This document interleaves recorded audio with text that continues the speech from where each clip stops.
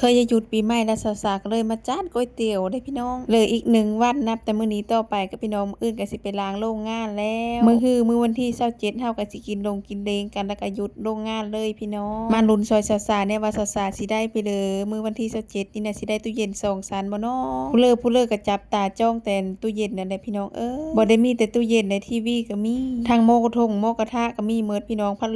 ลมก็มีผ้าเหาะผ้าห่มเพิ่นก็มีหมดยามจกสลากนะมีฮอดไม้ตียุงสาวๆก็ลุ้นเป็นลุ้นเลยผู้ใดก็จ้องคนในโรงงานพี่น้องผู้นั้นก็อยากเขียนซื้อไส้ผู้นี้ก็อยากเขียนซื้อไส้แต่ว่าฮอดมือมันผู้ใดจึงฮู้ว่าเป็นของผู้ใดเนาะอันนี้สาวๆก็สิมาซื้อก๋วยเตี๋ยวในราคา40 บาทป้าพี่น้องเต็มถ้วยอันเนี้ยสาวๆน่ะกินอยู่นี่นะหมดปีหมดชาตินะพี่น้องกินแต่หารเดียวนี่มีแม่นหารอื่นก็กินอยู่เพิ่นก็หลายได้พี่น้องเพราะว่าสาวๆน่ะท่าเป็นคิวสุดท้ายหันนะเพิ่นว่าตื้มตีนไก่เพราะว่าเนาะสาวๆน่ะนางท่าเป็นคนสุดท้ายนะแปลว่าบ่ได้รีบบ่ได้อันนั้นเพิ่นก็เลยว่าค่ะให้ขาโลดท่าว่าซะตีนเต็มอันยะเลยสาวๆรส